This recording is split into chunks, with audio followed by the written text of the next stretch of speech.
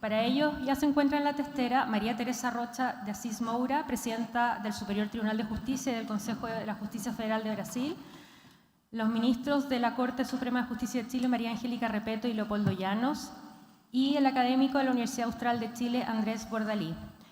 La ministra María Angélica Repeto va a ser la moderadora de este panel y, al igual que en el bloque anterior, las preguntas las pueden anotar por escrito y entregarlas al personal que estará recolectando.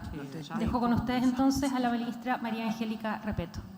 Bien, buenas tardes a todos y todas.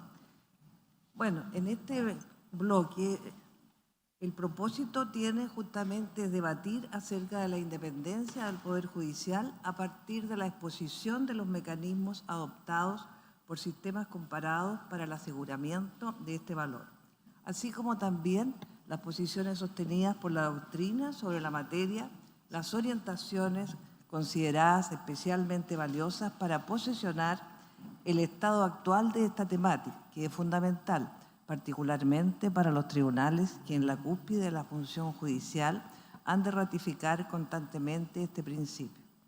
El carácter interno y externo de este principio, la autonomía, la exclusividad, la inamovilidad, la imparcialidad y la legalidad son algunas de las expresiones o resguardos que sostienen este principio, cuya caracterización y experiencia práctica desde distintos actores y dimensiones permiten proyectar su fortalecimiento, aspectos que esperamos sean problematizados en este bloque.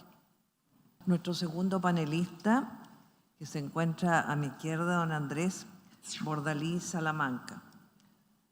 Don Andrés es licenciado en Ciencias Jurídicas y Sociales de la Universidad de Chile, doctor en Derecho de la Universidad de Valladolid, España, director del Instituto de Derecho Público, Universidad Austral de Chile y profesor de pregrado de la carrera de Derecho de dicha casa de estudios, profesor invitado de posgrado en Chile, Colombia e Italia, en programas de Derecho Constitucional, Justicia Administrativa y Derecho Procesal. Ha publicado numerosos libros y artículos en revistas jurídicas, siendo sus principales líneas de investigación el Derecho Procesal Orgánico, Constitucional y Contencioso Administrativo. Voy a iniciar su intervención. Muchas gracias, ministra. Bueno, mis agradecimientos por esta invitación que personifico en el presidente de esta excelentísima Corte y también en el ministro Brito, que también hago un agradecimiento a todo el trabajo que ha hecho el ministro Brito en estos años en la Corte y aprovechamos de despedirlo formalmente también desde la ciudadanía. También quiero manifestar que es un honor para mí estar en esta instancia, en esta celebración de 200 años de la excelentísima Corte Suprema. Yo creo que el honor se explica porque esta es una institución, creo yo, inherente a la República chilena. Y yo creo que no hay mejor síntoma de una buena vida en democracia que tener tribunales de justicia independientes. Y yo creo que esta Corte Suprema es expresión de aquello. Voy a partir con algunas cuestiones más generales y para luego entrar a unos análisis un poco más particular y vamos a entrar a algún tipo de análisis de la independencia de nuestro Poder Judicial en la Constitución actual y en la propuesta de Constitución que se plebiscitará el día 17 de diciembre. Vamos a entrar a ese tipo de análisis que creo que es un buen momento. Vamos a partir con una pregunta que dice ¿por qué y respecto de quién deben ser independientes los jueces? Bueno, apuntamos claramente a la idea de independencia externa e interna y esta pregunta que creo que todavía tiene vigencia en nuestros estados actuales ya la respondió hace 275 años este famoso personaje que se llama el Barón de Montesquieu, ¿no? Fue tanta la importancia que tuvo Montesquieu en su minuto que acuérdense ustedes que el artículo 16 de la Declaración de los Derechos del Hombre y del Ciudadano de 1789 señalaba que toda sociedad en que no esté asegurada la garantía de los derechos ni determinada la separación de poderes carece de constitución. O sea, la separación de poderes es inherente a un constitucionalismo liberal, si ustedes creen, ¿no? Y difícil diría yo que cualquier democracia, si uno toma una foto de cualquier país, si no tiene independencia judicial, yo creo que es difícil entender que es una democracia que respete los derechos humanos.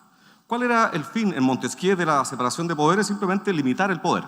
Se hace una propuesta totalmente liberal en el sentido político, ¿no? Liberal, limitar el poder, digo, para que aflore la libertad de los ciudadanos. A eso no nos perdamos, ese es el objetivo que tiene la separación de poderes en una concepción liberal como la de Montesquieu, básicamente la tutela del ciudadano, ¿no? Decía Montesquieu que respecto a la independencia externa no podía el legislador aplicar la ley porque al momento de aplicar la ley se pondrían en movimiento las facciones políticas en el Parlamento y aplicar la ley sería crear una nueva ley. Por lo tanto, no puede ser el legislador el que aplique la ley. Tampoco el Ejecutivo, decía Montesquieu, porque el Ejecutivo, en esta época, más que aplicar leyes, también administra la sociedad. Y el Ejecutivo administra la sociedad respetando las leyes, por lo tanto, está sometido a la ley. Por lo tanto, decía Montesquieu, el Ejecutivo tampoco puede ser el que aplique la ley. Todo hace que se requiere un poder diferente al Legislativo y al Ejecutivo para aplicar la ley. Para que exista independencia externa, yo creo que si nos miramos a las sociedades contemporáneas, al menos, no digo que sea suficiente, pero al menos, tiene que existir un cuerpo de jueces estatales separado de los otros cuerpos políticos. Primera cuestión. En segundo lugar, esto es algo que se ha estudiado mucho, el Ejecutivo tiene que tener poca incidencia o tiene que ser muy marginal la incidencia en el Poder Judicial, en las nominaciones, la destitución, etcétera, etcétera, porque históricamente ha sido siempre el Ejecutivo el que más ha tenido una influencia negativa en el Poder Judicial. En tercer lugar, para que tengamos independencia externa, es algo que es esencial, es que los jueces deben ser inamovibles. Y yo agregaría un cuarto elemento que es necesario, que se vincula con independencia y con probidad también. Yo creo que para que tener una justicia independiente tenemos que tener rentas razonables, más o menos semejantes o equivalentes a los otros poderes del Estado.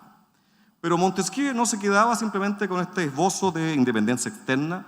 Ya esto es algo muy importante en la concepción liberal que tiene Montesquieu, porque él mira con mucha admiración el jurado británico cuando escribe El espíritu de las leyes y después las cartas persas, ¿no? Él se inspira en el jurado británico. Y por eso idea al Poder Judicial como no permanente, como una posición institucional sin carrera y sin que se constituya una corporación o burocracia estatal. Acuérdense que Montesquieu concibe al judicial como un no poder.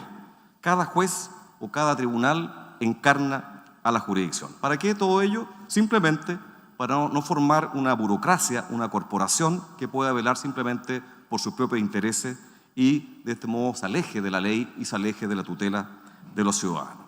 Yo creo que estos planteamientos que hace Montesquieu son, o diría yo, que se mantienen plenamente vigentes hasta el día de hoy.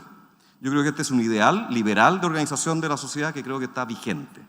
El problema es que son pocos los países que logran, yo diría, construir esta idea de independencia externa e independencia interna a cabalidad.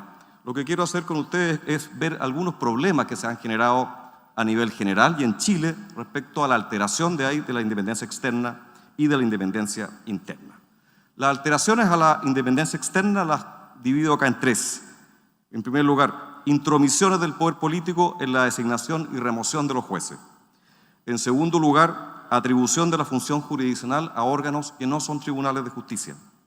Y en tercer lugar, un resquebrajamiento de ciertos principios que son coadyuvantes a la independencia, como son los de unidad y exclusividad.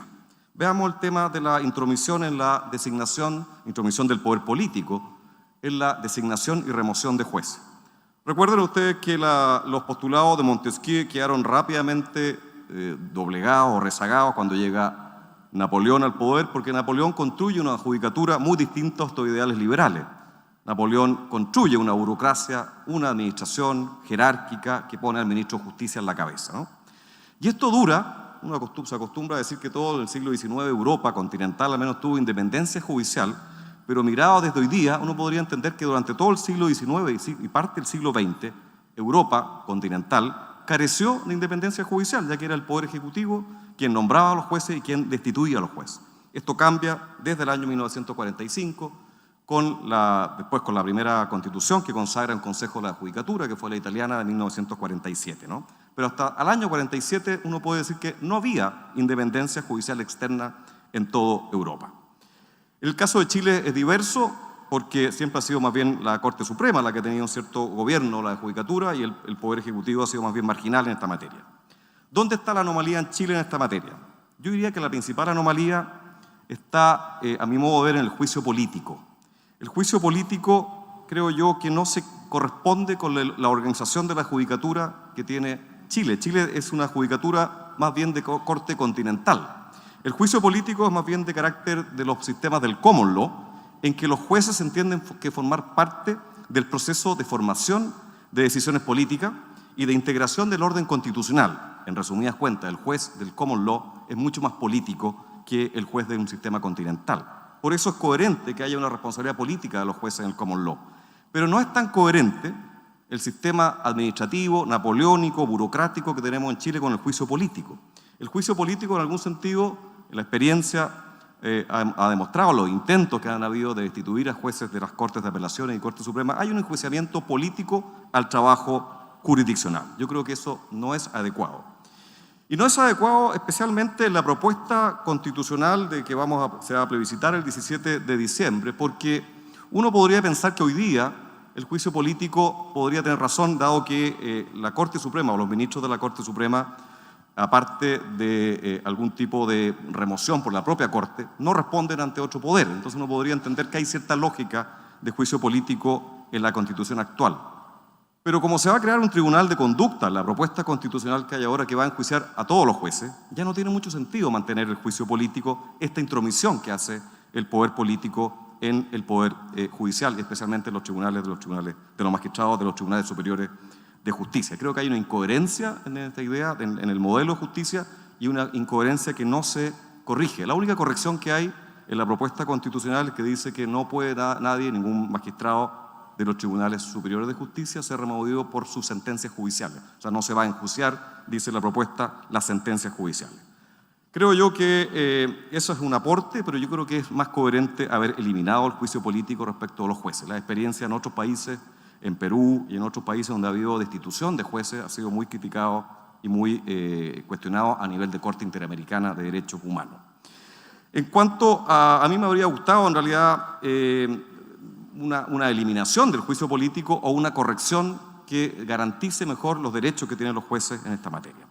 Tengo más dudas sobre la cuestión de la nominación de los jueces por el Senado, la ratificación que hace el Senado de estos ministros, de ustedes, ministros de la Corte Suprema.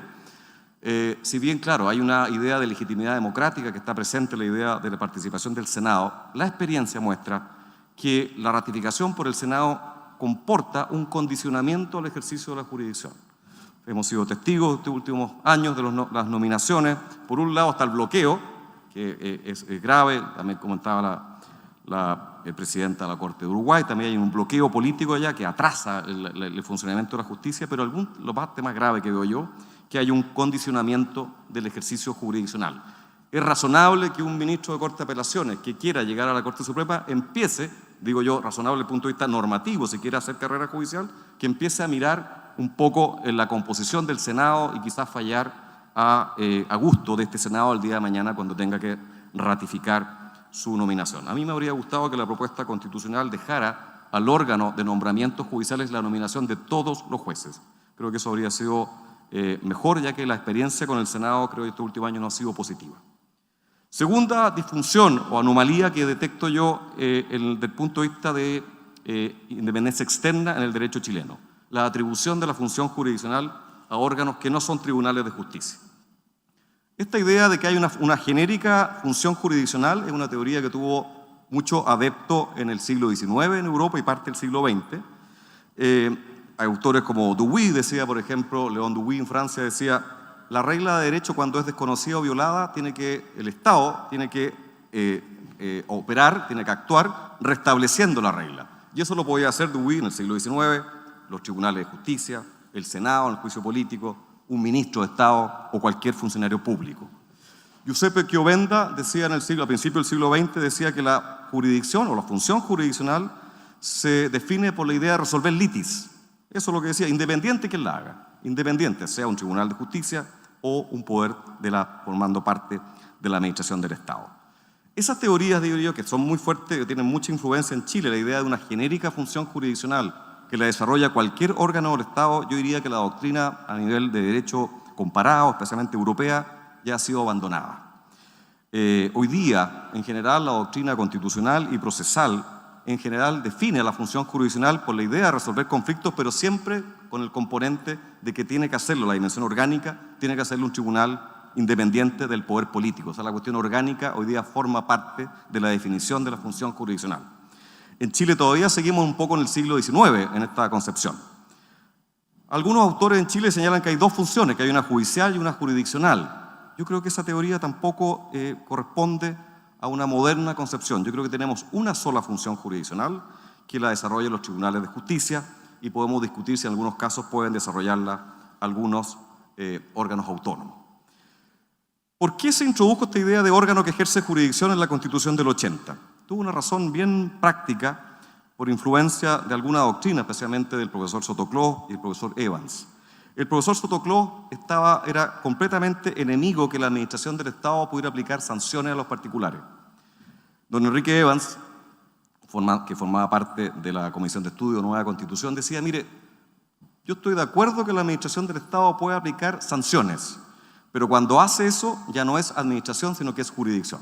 Cuando la administración, decía Evans, aplica una sanción, le vamos a llamar eso un órgano que ejerce jurisdicción. Entonces, en la base del concepto de órgano que ejerce jurisdicción está una idea de prohibición de que la administración del Estado pudiera sancionar a los particulares. Esa es la razón de que se usó el término órgano que ejerce jurisdicción. En el fondo querían decir, cuando la administración aplica sanciones, debe someterse a un debido proceso, ya que esto está en el 19, número 3, inciso 6 de la Constitución. Eso está muy bien, pero no había por qué cambiarle el nombre a esa administración aplicando sanciones, ejerciendo una función administrativa y llamarle función jurisdiccional o órgano que ejerce jurisdicción. Eso ha traído varios problemas en Chile. Destaco la sentencia que años atrás dictó el Tribunal Constitucional, años atrás, en que el momento que estaba la oportunidad de discutir si el Servicio de Impuesto Interno a través del director regional era un tribunal o no hizo ningún tipo de reparo a que la administración ejerciera jurisdicción, sino que dijo que lo que estaba mal ahí, contrario a la Constitución, era la delegación que hacía el director regional en un abogado del servicio. En vez de atacar el fondo de la situación, que era decir, la administración no puede ejercer jurisdicción, perdimos una oportunidad histórica de solucionar esto. Yo soy testigo que esta Corte ha dictado varias sentencias en que ha puesto más bien el acento en lo que estoy diciendo. Recuerdo una sentencia cuando era abogado integrante, el ministro Matus, en que decía que la Superintendencia de Salud o alguna institución de ese tipo no podía ejercer jurisdicción. Yo creo que esa es la correcta doctrina. La administración no puede ejercer jurisdicción. Y eso es una cuestión que no ha sido resuelta todavía en Chile, y la propuesta constitucional continúa con el mismo concepto de órgano que ejerce jurisdicción paralelo a los tribunales de justicia. Eso puede permitir, nuevamente, que órganos de la administración del Estado u órganos políticos ejerzan esta función. Lo más preocupante es que en la propuesta constitucional se reconoce expresamente, este es un avance diría yo, se reconoce expresamente la idea de que la administración del Estado puede aplicar sanciones, hay un reconocimiento expreso. Pues si eso lo reconoce, ya no tiene mucho sentido seguir hablando de estos órganos que ejercen jurisdicción, que en algún sentido ha traído bastantes problemas en Chile. El ejercicio de la jurisdicción tiene que estar reservado exclusivamente a los tribunales de justicia. Podemos discutir si órganos autónomos, ojalá fuera la Constitución quien señalara esto, a órganos autónomos ejerciera también la potestad. No tengo ningún problema con un órgano autónomo como la Contraloría General de la República o el Consejo para la Transparencia ejerzan una función jurisdiccional, ya que no tienen vinculación con el poder político. La última cuestión que tiene que ver con esto es el resquebrajamiento de los principios afines a la independencia, como son los de unidad y exclusividad. Hay aquí un contrasentido. La Constitución actual habla en el artículo 76 de que la función jurisdiccional recae exclusivamente en tribunales de justicia, pero luego vamos al artículo 19, número 3, inciso 6, y habla órganos que ejercen jurisdicción. No hay exclusividad alguna. Y si no hay exclusividad alguna, es difícil mantener el principio de independencia judicial. Si usted dice que los tribunales ejercen la jurisdicción, pero después le encarga al Servicio de Impuesto Interno que ejerza jurisdicción, se acaba claramente la exclusividad judicial. Eso es algo que lamentablemente tampoco corrige la propuesta constitucional. Y hay una cuestión aquí importante, es que tampoco en la Constitución actual ni en la propuesta constitucional se construye un poder judicial unitario. La unidad judicial, creo yo, es un valor muy importante porque permite una idea de igualdad de todos los ciudadanos frente a la justicia.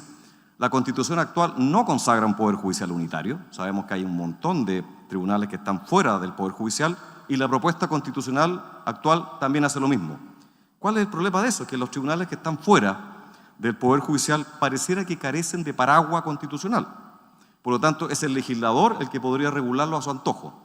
Si usted entiende que hay tribunales que forman parte del poder judicial y otros que están fuera, esos que están fuera no tienen un paraguas constitucional, o al menos la redacción constitucional y la propuesta constitucional dan a entender que eso no está resuelto y que podría el legislador regular estos tribunales como se le dé la gana, en el sentido que pueden nominar el Ejecutivo, podemos removerlos por el Ejecutivo, etc. Quedamos un poco a la prudencia del legislador y no se trata de eso. La Constitución tiene que asegurar la idea de que el legislador está sometido a ciertos principios, ¿no?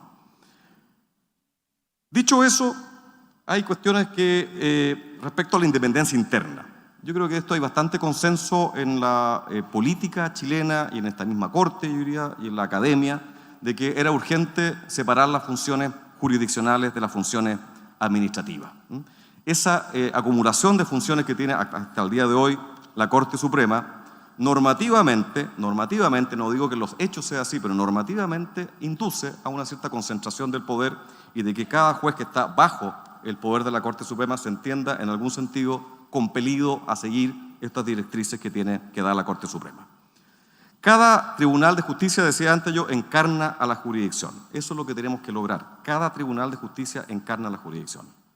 Esta idea de una judicatura tenue, invisible, sin que constituya una corporación, ya lo vio Calamandrei hace varios años atrás, porque fue el principal autor de la cuestión judicial de la Constitución italiana. Siguiendo el modelo británico, decía Calamandrei que la justicia tiene que ser difusa, desconcentrada y no jerárquica. Eso yo creo que es lo que queríamos muchos en la propuesta constitucional. Yo creo que eso no se está logrando, ya que en algún sentido sigue habiendo una cierta concentración del poder. Es decir, si bien se separan las funciones de gobierno con las jurisdiccionales, la propuesta en algunas cosas avanza, desde luego.